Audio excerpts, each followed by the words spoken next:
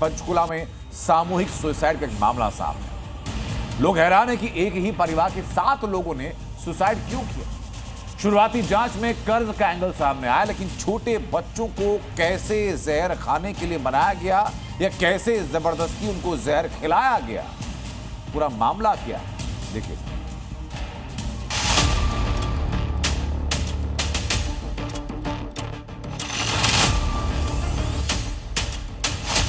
पंचकुला में बुराड़ी जैसा कांड, 7 लोगों ने क्यों किया सुसाइड।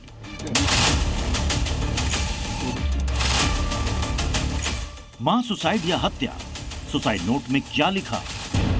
दिल्ली का बुराड़ी कांड तो आप सबको याद होगा, जहां एक ही परिवार के 11 लोगों ने फांसी लगाकर जान दे दी थी। लेकिन अब तक उस वारदात से पर्दा नहीं उठ पाया है कि हादसा क्यों हुआ। 11 लोगों के परिवार ने एक साथ फांसी क्यों लगाई। अब दिल्ली से सटे हरियाणा के पंचकुला में भी ऐसा ही मामला सामने आया है, जहां एक ही परिवार के 7 लोगों ने जहर खाकर जान दे दी।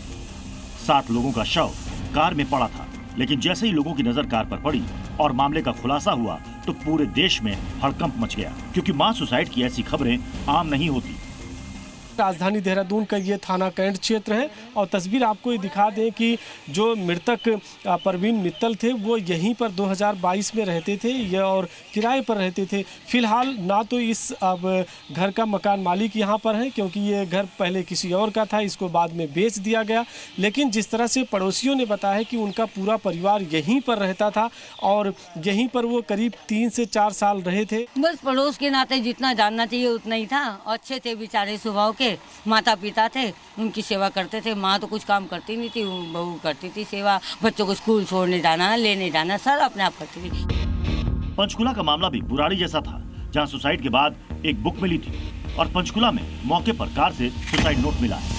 सुसाइड नोट में परिवार के कर्ज से परेशान होने की बात लिखी है, लेकिन पुलिस हर एंगल से मामले की जाँच कर रही है। 7 डेड बॉडीज हम लोगों को मिली है, जिसमें एक शुरू में थोड़ा जीवित था लेकिन कॉन्शियस नहीं था वो, तो उसको हॉस्पिटल ले जाया गया, लेकिन वहाँ पर भी उसकी डेथ हो गई है।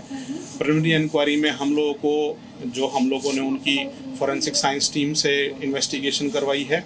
उससे हम लोगों को वहाँ पर 2 सुसाइड नोट मिले हैं। हम लोगों को एक डैशबोर्ड में मिला है और एक उनके बैग्स में मिला है। जब बैग्स के अंदर जो रजिस्टर्स थे, कॉपीज थी, उनको चेक वेरीफाई किया गया। परिवार पंचकुला के मनसा देवी कॉम्प्लेक्स में किराए पर रहता था। परिवार में 7 लोग थे। सबने जहर खाकर सुसाइड कर लिया, जिसमें प्रवीण मित्तल, प्रवीण की पत्नी रीना, मां विमला मित्तल, पिता देशराज मित्तल, प्रवीण की जुड़वा बेटी हिमशिखा और दलिशा, जो दोनों 11 साल की थी, और बेटा हार्दिक 14 साल का था। इतनी स्मेल थी ना, मेरे को डाउट हुआ। मैंने चलो मैं कोई बात सो जाओ, मैंने कहा यहाँ से गाड़ी हटा लो, मार्केट में लगा लो, यहाँ मत लगाओ गाड़ी आप। कह रही कोई बात नहीं, वहाँ जा रहे हैं हम। वो गाड़ी स्टार्ट कर दी थी मैंने कहा भैया गाड़ी बंद करो। मेरे को शक हुआ द्वारा, पहले हमने गाड़ी बंद कर दी, फिर हम वापस आए द्वारा। मैं कहा भैया गाड़ी खुलवाओ। उन्होंने गाड़ी खुलवाई, हमने गाड़ी खुलवा के देखा। मैंने उन बच्चे थे गाड़ी के अंदर, आके एक बच्चा बैठा था, मैंने उसको हिलाया बच्चे को पूरा, बाजू से सीट से, वो बच्चा हिला नहीं। तो मैंने कहा जी दिक्कत है कोई, तो मैंने फ़ोन की टॉर्च जलाई, देखा सबने एक दूसरे के ऊपर उल्टी करी हुई थी। मैंने कहा भैया नीचे आ जाओ, मैंने कहा नीचे आ जाओ। मैंने उनको नीचे बुलाया, मैं कहा जी भैया कोई नहीं सो रहा बंदा। मैंने पीछे वाली गाड़ी खुल के देखी, मैं कोई नहीं सो रहा भैया। मैं कहा आप झूठ बोल रहे हो, नीचे आ जाओ। मैंने कहा क्या हुआ बता दो। प्रवीण मित्तल हिसार के बरवाला का रहने वाला है। 12 साल पहले हिसार से पंचकुला शिफ्ट हुआ था। पंचकुला में प्रवीण की एक स्क्रैप की फैक्ट्री थी, लेकिन बिजनेस में इतना घाटा हुआ और कर्ज ज्यादा बढ़ने लगा तो वो देहरादून चला गया। जब प्रवीण देहरादून शिफ्ट हुआ था तो उस पर 20 करोड़ का कर्ज था। प्रवीण को जान से मारने की धमकियां मिल रही थी। देहरादून में टूर एंड ट्रेवल्स का कारोबार शुरू किया था, लेकिन बिजनेस नहीं चला और बहुत घाटा हुआ तो प्रवीण का परिवार 7-8 महीने पहले पंचकुला शिफ्ट हो गया। जिस कार में पूरे परिवार की लाश मिली है, वो कार भी देहरादून में माल देवता निवासी गंभीर सिंह नेगी के नाम पर रजिस्टर्ड है। फिलहाल मामले की जांच चल रही है। पुलिस शवों के पोस्टमार्टम के साथ ही मौके से मिले सुसाइड नोट और बाकी कड़ियों की भी जांच कर रही है। लेकिन पंचकुला सुसाइड मामले की तुलना बुराड़ी कांड से इसलिए हो रही है क्योंकि दोनों जगह पर सुसाइड में बच्चे भी शामिल थे। इसलिए पंचकुला मास सुसाइड पर सवाल उठता है कि पूरे परिवार ने एक साथ जहर कैसे खाया। सुसाइड के लिए सब तैयार थे या फिर प्रवीण ने साजिश की? क्या प्रवीण के माँ बाप ने समझाने की कोशिश नहीं की? बच्चों को जहर खाने के लिए किसने मनाया, या फिर बच्चों को धोखे से जहर दिया गया? ऐसे सवाल इसलिए उठ रहे हैं क्योंकि बच्चे छोटे थे, वह जहर खाने और सुसाइड करने के लिए इतनी आसानी से तैयार नहीं होंगे। या तो फिर उनको जहर धोखे से दिया गया, या फिर बुराड़ी कांड जैसे बच्चों का भी ब्रेन वॉश किया गया। हालांकि अब पुलिस इन सवालों के साथ कई और एंगल से भी जांच कर रही है। क्योंकि प्रवीण पर भारी कर्ज की बात भी सामने आ रही है। इसलिए पुलिस हत्या के एंगल से भी जांच कर रही है। पंचकुला से रामानुज की रिपोर्ट, जी मीडिया। और अब बात बिहार से। लालू यादव के बड़े बेटे तेज प्रताप के अफेयर वाली बात जब से सामने आई तब से पूरे परिवार में तनाव का माहौल था, लेकिन एक खबर ने इस टेंशन को खुशियों में बदला। लालू परिवार में खुशियों की किलकारी गूंजी। उनके छोटे बेटे तेजस्वी यादव दूसरी बार पिता बने, लेकिन कुछ पिछले दिनों में लालू फैमिली में जो कलह चल रही वो इस खबर के बाद खत्म होगी। यह बिहार की राजनीति सहित लालू परिवार में कई और चैप्टर आने अभी बाकी हैं। इस रिपोर्ट में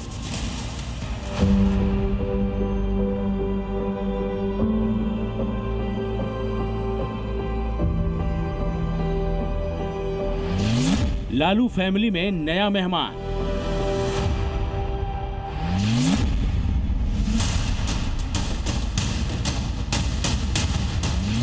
क्या थमेगा तेजू भैया पर घमासान?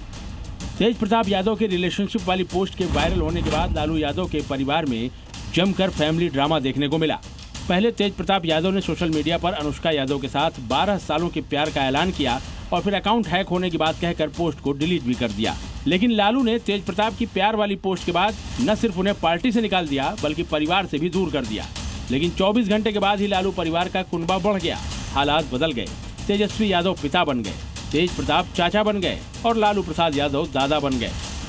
पापा ऑनलाइन है। पापा बेटा हुआ है, पोता आपको। हाथ खुला है, हाथ खोल कर। दरअसल लालू परिवार में जारी कलह के बीच एक खुशी की खबर सामने आई है। आरजेडी के सुप्रीमो लालू प्रसाद यादव के छोटे बेटे तेजस्वी यादव फिर से पिता बन गए हैं। तेजस्वी की पत्नी राष्ट्रीय यादव ने कोलकाता के एक अस्पताल में बेटे को जन्म दिया। लालू परिवार के लिए बड़ी खुशी का मौका था, लिहाजा पूरा परिवार कोलकाता पहुंच गया। लालू यादव ने खुद सोशल मीडिया साइट एक्स पर अपने पोते के साथ पोस्ट शेयर की। लालू ने लिखा, अपने परिवार के छोटे पोते का गर्व से स्वागत करते हुए।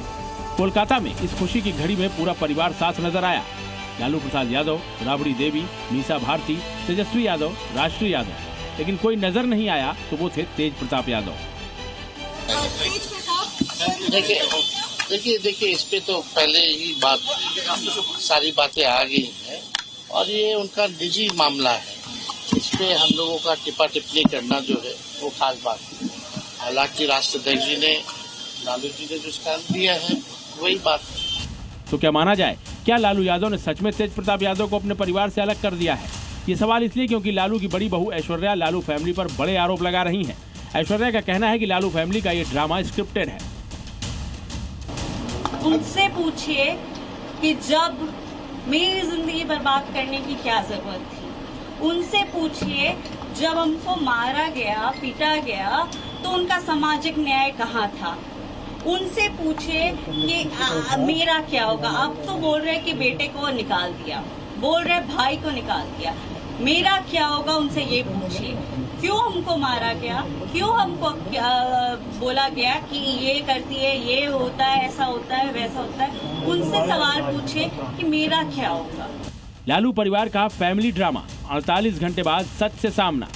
दरअसल तेज प्रताप यादव ने बिहार के पूर्व मुख्यमंत्री दारोगा राय की पोती ऐश्वर्या राय से 2018 में शादी की थी, लेकिन शादी के बाद से ही दोनों में अनबन हो गई और अब ऐश्वर्या और तेज प्रताप यादव अलग अलग रहते हैं।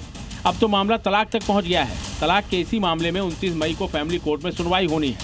लेकिन बड़ा सवाल यह है कि जब लालू फैमिली को तेज प्रताप और अनुष्का के रिश्ते की जानकारी थी तो फिर उन्होंने तेज प्रताप की शादी 2018 में ऐश्वर्या से क्यों कराई?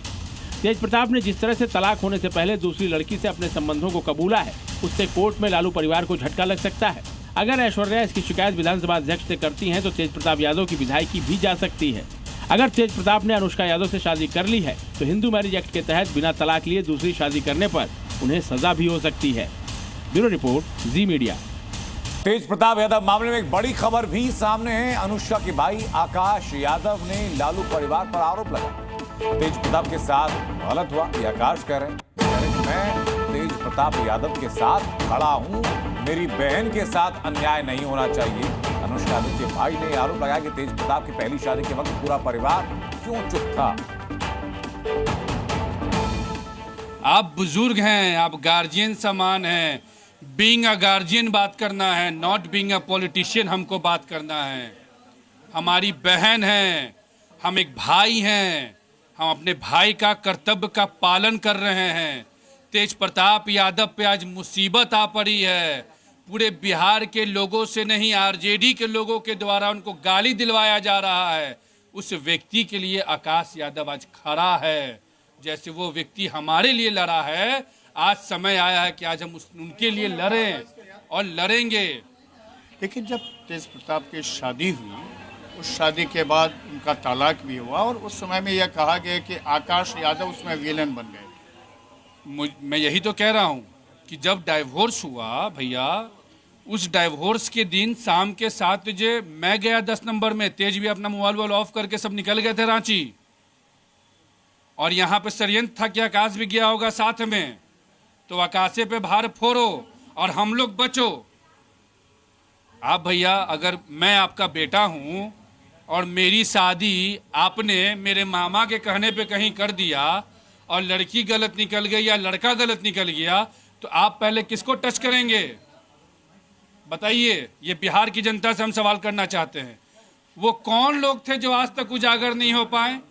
और जिसने डाइवोर्स कराया, जिसका ऑडियो भी वायरल है, तेजस्वी यादव जी का, जो अभिनंदन यादव से बात करवाते थे, धनंजय से बात करते थे, जो डाइवोर्स कराया वो लालू जी के घर में है, लालू जी का पीए है। 2020 के चुनाव में रूम के अंदर बंद होकर पूरा सेटिंग में था, वो आज तक उस घर में है। और आकाश यादव को 20 में बुलाया भी डाइवोर्स के बाद, प्रदेश अध्यक्ष बनाया, स्टार कैंपेनर बनाया, हसनपुर भेज दिया कि तेज को लेके हसनपुर जाओ, ये मोहद्दी नगर मांग कर रहा है, इसको महुआ नहीं लड़वाना है, महुआ मुकेश रोशन को शिफ्ट करना है। उसमें आकाश के ऊपर सब आरोप खत्म। जैसे आकाश चुनाव जिता के हसनपुर से जब आ गया, 15 दिन के बाद आकाश यादव का बलि दे दिया गया। मैं चाहता तो उसी वक्त आग लगवा देता जिस वक्त तेज प्रताप यादव मेरे साथ खड़े थे। मैंने मुंह बंद कर चुपचाप अपने 10 साल 12 साल के राजनीति का गंगा जी में विसर्जन कर मैंने एनडीए ज्वाइन किया। पशुपति पारस जी के पार्टी में राष्ट्रीय अध्यक्ष बने। उसके बाद भी ये लोग बोलना शुरू किया कि कस्बा को सब करवा दिया तेज प्रताप। अरे भाई, तेज प्रताप यादव के पास एक ही क्षमता है जीवन में, याद रखिएगा, प्यार करने का, सम्मान देने का। जो प्यार सम्मान आपको तेज प्रताप दे देगा ना, लालू खानदान में किसी की औकात नहीं है कि वो प्यार और सम्मान आपको दे दे। तो उत्तर प्रदेश के गाजियाबाद में लव जिहाद का आरोप लगाकर आरोपी की दुकान में जमकर तोड़फोड़ की। हंगामा तब हुआ जब आरोपी अगवा पकड़ा गया और उसको जेल भेजा गया। लेकिन सवाल यह कि उत्तर प्रदेश में कड़े कानून के बाद भी ऐसे मामले सामने क्यों आ रहे हैं?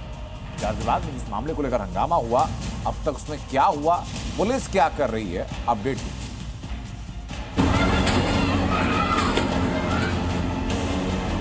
दिल्ली से सटे गाजियाबाद में लव जिहाद का मामला सामने आया है। ये मुस्लिम है और लड़की जो है हमारे उत्तराखंड की है। पड़ोस में दुकान, लव जिहाद को दिया अंजाम। सोनिका को प्यार में फंसाया, फिर धर्म परिवर्तन कराया। गाजियाबाद के इंदिरापुरम में लव जिहाद के आरोप में जमकर हंगामा हुआ। हिंदूवादी संगठनों के साथ पहुंची भीड़ ने आरोपी अकबर की दुकान में जमकर तोड़फोड़ की, हंगामा और नारेबाजी किया।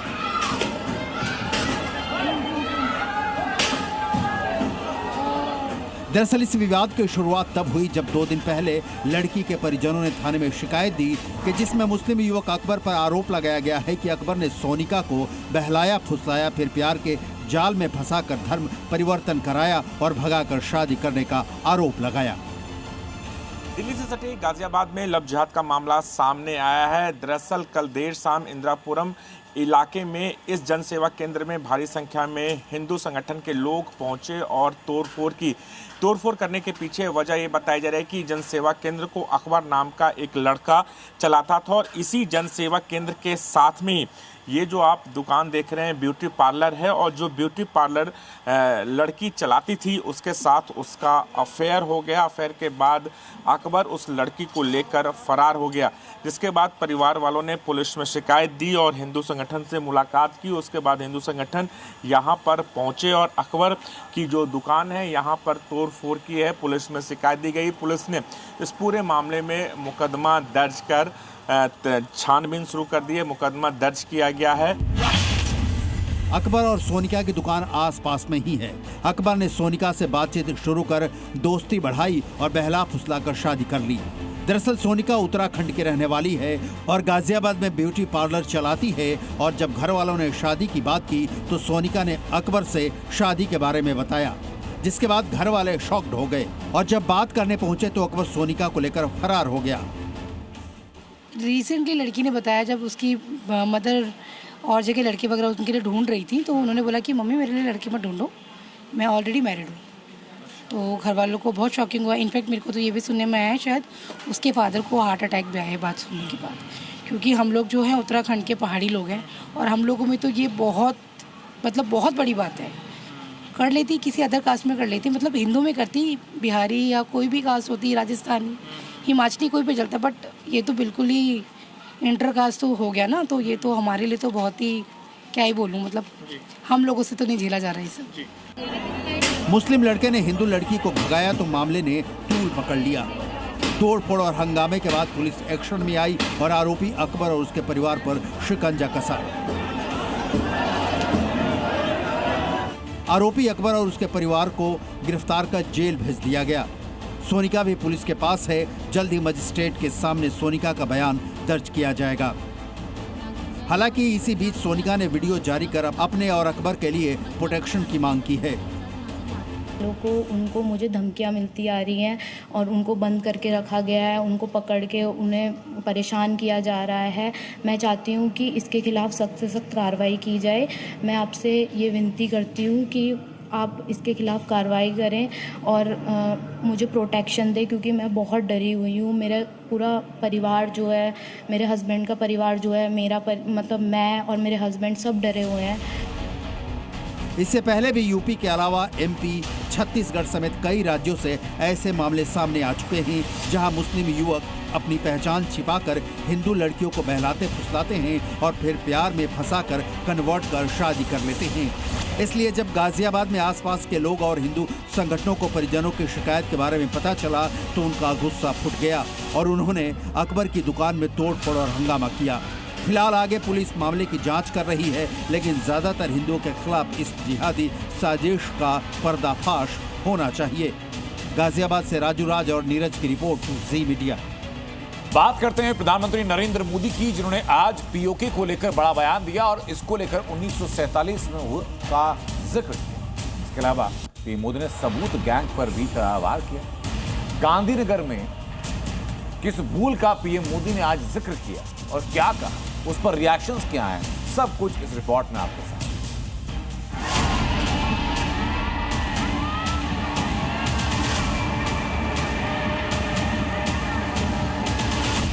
कटनी चाहिए थी तो जंजीरें,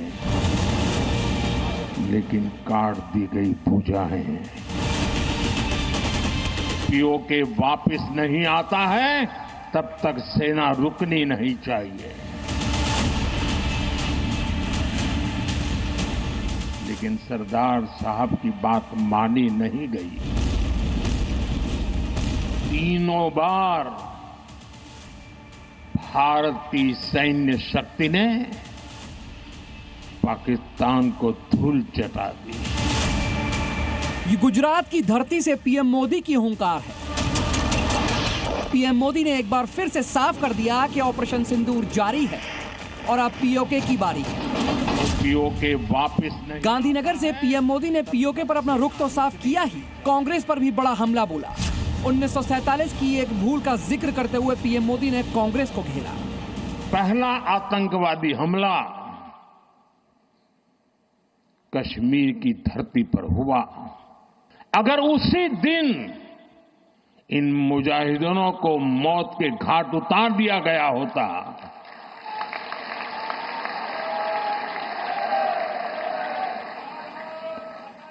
और सरदार पटेल की इच्छा थी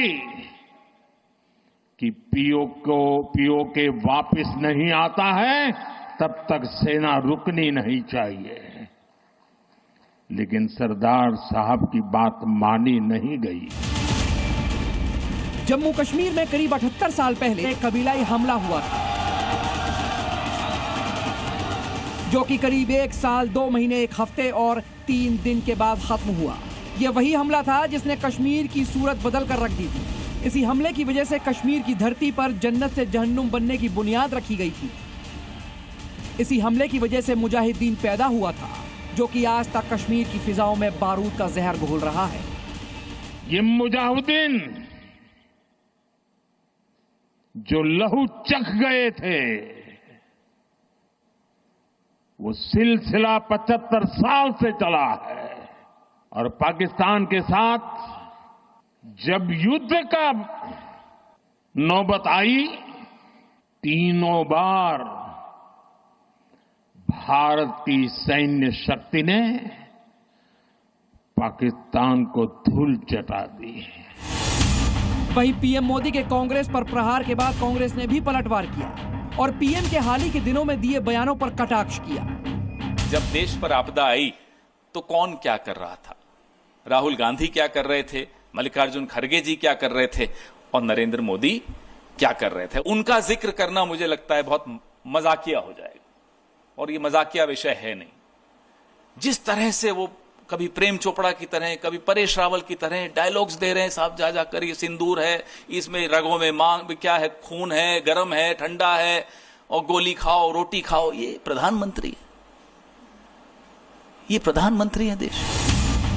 यही नहीं, पीएम मोदी ने सिंधु जल समझौते को लेकर भी कांग्रेस पर तंज कसा। 1960 में जो इंडस वाटर ट्रीटी हुई है, अगर उसकी बारीकी में जाएंगे तो आप चौंक जाएंगे। 60 साल तक ये गेट नहीं खोले गए, और जिसमें 100% पानी भरना चाहिए था, धीरे धीरे इसकी कैपेसिटी कम हो गई, 2%, 3% रह गया। क्या मेरे देशवासियों को पानी पर अधिकार नहीं है क्या? पाकिस्तान को भारत का मैसेज क्लियर है, पहले आतंकवाद पर प्रहार, फिर होगी कोई और बात, और जब बात होगी तो मुद्दा पीओके होगा, और हिंदुस्तान पीओके में तिरंगा अब लहराकर ही दम लेगा। ब्यूरो रिपोर्ट, जी मीडिया। बात ऑपरेशन सिंदूर के खौफ की थी, जिससे घबराए शहबाज शरीफ फील्ड मार्शल मुनीर के साथ मुस्लिम देशों का दौरा कर रहे हैं। मदद की गुहार लगा तुर्की गए, ईरान गए, अब अजरबैजान गए, लेकिन ऑपरेशन सिंदूर का डर इस कदर है कि खलीफा के दरबार में शहबाज गिड़गिड़ाए भी। ऑपरेशन सिंदूर से पाकिस्तान में ऐसा खौफ है कि फील्ड मार्शल मुनीर को साथ लिए पीएम शहबाज शरीफ मुस्लिम देशों से मदद मांगने के लिए दौड़ लगा रहे हैं। शहबाज शरीफ पहले तुर्की पहुंचे, जहां इस्तांबुल में उन्होंने राष्ट्रपति एर्दोआन से मुलाकात की और भारत के खिलाफ समर्थन देने पर उनका शुक्रिया अदा किया। इसके बाद शहबाज ईरान में खलीफा के दरबार पहुंचे, जहां से उन्होंने भारत से शांति समझौते पर बात करने की गुहार लगाई। शहबाज शरीफ ये बात जानते हैं कि अगर भारत ने ऑपरेशन सिंदूर के तहत फिर से अटैक किया तो इस बार पाकिस्तान दुनिया के नक्शे से ही गायब हो जाएगा, और न चीन काम आएगा और न तुर्की। लेकिन फिर भी वो मदद की गुहार के लिए मुस्लिम देशों का दौरा कर उनका समर्थन मांग रहे हैं। लेकिन इस समर्थन की मांग के साथ शहबाज का खौफ भी साफ साफ नजर आ रहा है, जिसकी तस्वीर ईरान की राजधानी तेहरान में नजर आई, जहां ईरान के सुप्रीम लीडर अयातुल्लाह खामनेई के दरबार से उन्होंने गिड़गिड़ाते हुए भारत से बातचीत करने के लिए मिन्नतें की। शहबाज शरीफ जब ईरान के राष्ट्रपति मसूद पज़ेश्कियान के साथ ज्वाइंट प्रेस कॉन्फ्रेंस कर रहे थे, तब उन्होंने साफ शब्दों में कह दिया कि पाकिस्तान शांति के लिए भारत से बातचीत को तैयार है। पाकिस्तान कश्मीर समेत सभी मुद्दों को संयुक्त राष्ट्र सुरक्षा परिषद के प्रस्ताव के मुताबिक हल करेगा। पाकिस्तान अपने पड़ोसी के साथ सिंधु नदी से जुड़े मुद्दों पर बात करने के लिए भी तैयार है, और व्यापार को बढ़ावा देने के साथ पाकिस्तान आतंकवाद का मुकाबला करने के लिए भी भारत से बातचीत को तैयार है। शहबाज के इस बयान का मतलब साफ है कि पाकिस्तान अब भारत के कड़े रुख से पूरी तरह से टूट चुका है। भारत ने पहले सिंधु जल समझौता रद्द किया तो पाकिस्तान बूंद बूंद पानी के लिए तरसने को मजबूर हो गया। पाकिस्तान से भारत ने कारोबारी रिश्ते खत्म किए तो उस पर बड़ा आर्थिक प्रहार हुआ।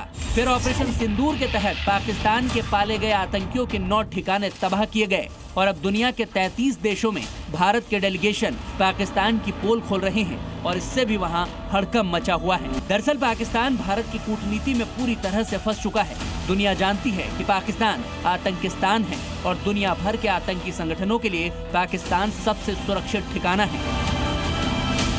ओसामा बिन लादेन को भी अमेरिका ने पाकिस्तान में ही घुसकर मारा था और जैश, लश्कर, हिजबुल के आतंकी संगठन ISI की गोद में बैठकर भारत के खिलाफ दशकों से साजिश रच रहे हैं। लेकिन भारत ने इस बार आतंकिस्तान पर जो कड़ा प्रहार किया उससे वो पूरी तरह से तबाह हो चुका है और इसीलिए शहबाज शरीफ घुटनों पर आकर भारत से बातचीत के लिए भीख मांग रहे हैं।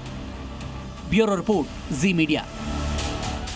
पाकिस्तानी सीमा के करीब जाकर गुजरात के भुज में जो PM मोदी ने कहा उससे पाकिस्तानी खौफ में है, क्योंकि जब मोदी ने गोली की बात नहीं की थी तब ऑपरेशन सिंदूर किया और पाकिस्तान को सबक सिखाया, लेकिन अब खुद उन्होंने गोली की बात की और अब पाकिस्तान एटम बम की धमकी नहीं दे रहा बल्कि गुजारिश कर रहा है, UN चार्टर की दुहाई दे रहा है। लेकिन ये बदलाव क्यों हुआ, पाकिस्तान के अंदर क्या चल रहा है, इस रिपोर्ट में दिखाते हैं। सुख चैन की जिंदगी जियो, रोटी खाओ, वरना मेरी गोली तो है ही। प्रधानमंत्री के बयान से दहला पाकिस्तान, मोदी की गोली पाक दे रहा गीदड़ भभकी। पाकिस्तान के बॉर्डर स्टेट गुजरात से जो मोदी ने संदेश दिया है, अब उससे पाकिस्तान खौफ में है, क्योंकि जिस भुज एयरबेस पर अटैक की अफवाह फैलाकर मुल्ला मुनीर फील्ड मार्शल बन गया, उसी भुज से मोदी ने पाकिस्तान को ऐसा संदेश दिया कि पूरी पाकिस्तानी आवाम दहशत में जी रही है। सबसे पहले आप प्रधानमंत्री का वो बयान सुनिए। पाकिस्तान को आतंक की बीमारी से मुक्त करने के लिए पाकिस्तान के अवाम को आगे आना होगा, पाकिस्तान के नौजवानों को आगे आना होगा। सुख चैन की जिंदगी जियो, रोटी खाओ, वरना मेरी गोली तो है ही।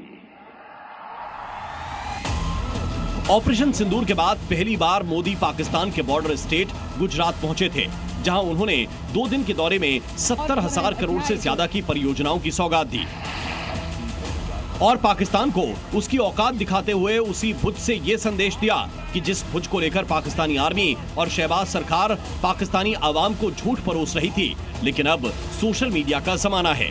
कुछ घंटों में ही पाकिस्तानियों के सामने मुल्ला मुनीर और शहबाज की पूरी पोल खुल गई। इसीलिए अब जब मोदी ने गोली की बात की तो पाकिस्तानियों को उसका अंजाम पता चल गया। मुल्ला मुनीर की फौज को ऑपरेशन सिंदूर का वो खौफनाक मंजर याद आ गया। आंखों के सामने ताबड़तोड़ मिसाइल और ड्रोन हमलों का खौफनाक मंजर याद आ गया। इसीलिए इस बार पाकिस्तान ने सिर्फ बयान जारी किया और मोदी के बयान को डराने वाला बताया। पाकिस्तान के विदेश मंत्रालय ने स्टेटमेंट जारी करते हुए गुजारिश की कि PM मोदी ने जिस तरह से हिंसा की बात की, वो एक न्यूक्लियर ताकत रखने वाले देश के नेता को शोभा नहीं देता। ऐसे बयान यूनाइटेड नेशंस के नियमों का उल्लंघन है। भारत सरकार इस तरह के बयानों से जम्मू कश्मीर में हो रहे मानवाधिकार उल्लंघनों से ध्यान हटाना चाहती है।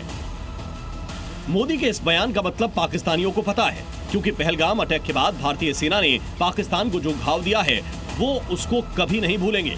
इसीलिए कुछ पाकिस्तानी मोदी के इस बयान का असली मतलब समझते हैं। अभी पाकिस्तान ऑपरेशन सिंदूर के पहले फेज से ही नहीं उबर पाया है, तो ऐसे में मोदी के इस बयान से उनको वाटर ट्रीटी रद्द का डर सताने लगा है, क्योंकि पाकिस्तानियों को पता चल गया है कि अब इंडिया इतनी आसानी से न पाकिस्तान को पानी देगा और न ही आतंकवादियों को पालने देगा। ब्यूरो रिपोर्ट, जी मीडिया।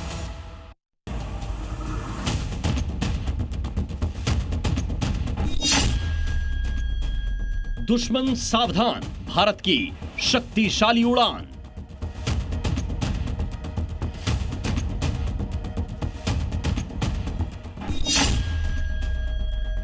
भारत की 5वीं पीढ़ी की छलांग, AMCA को मिली हरी झंडी। -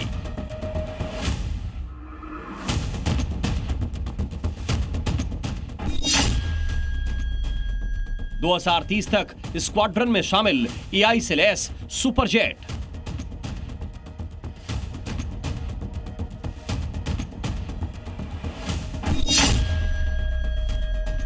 रडार को धोखा देने वाला सिस्टम, दुनिया को मिलेगा भारत का जवाब।